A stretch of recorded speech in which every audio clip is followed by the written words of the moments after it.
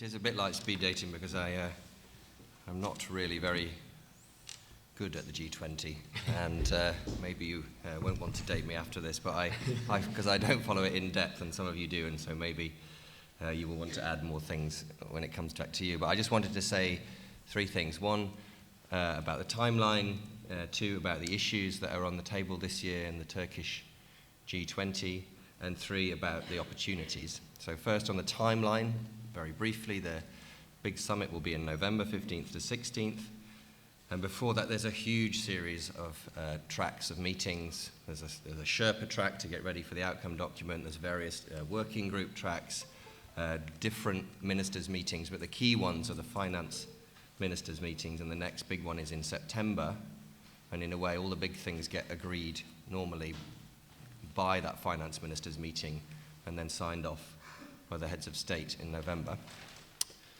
So that's the first point on the timeline. The second point on the agenda, so I wrote an article about this a few months ago, which I think I wanted to call Reading the Runes, but someone told me that not everybody in our audience would understand what that meant.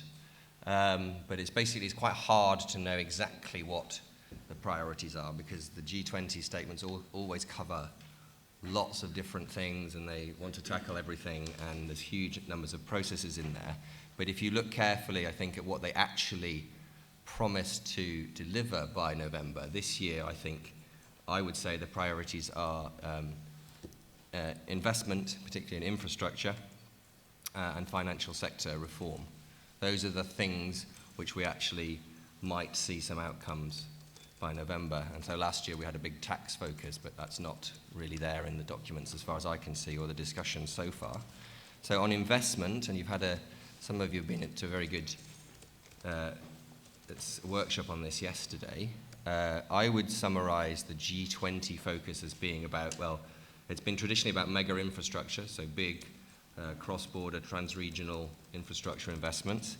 It's also this year very focused on developing infrastructure as an asset class, i.e. something which pension funds and other institutional investors can invest on.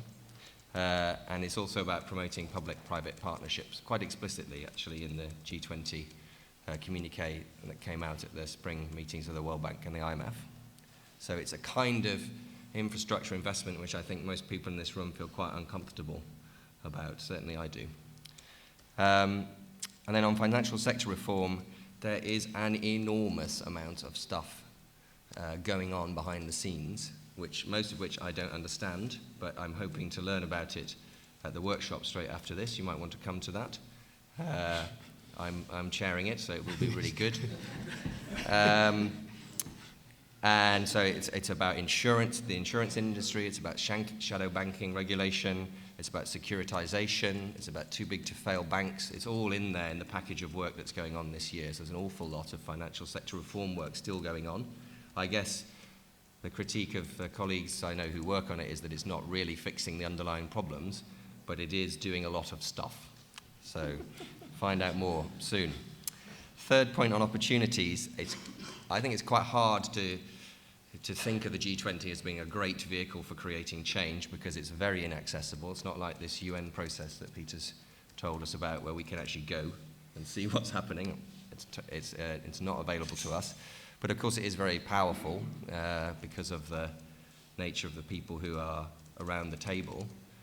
But it's quite interesting, I think, to see the dynamics. I think in times of crisis, the leaders of the G20, the governments, become quite powerful.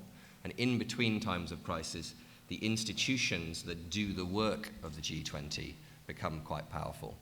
So there is no G20 secretariat, and so if the G20 says we want to do something, who is going to do it? Well, it's normally the IMF, the World Bank, the OECD, and the Financial Stability Board, and it's those institutions, I think, who are in many cases driving the agenda forward.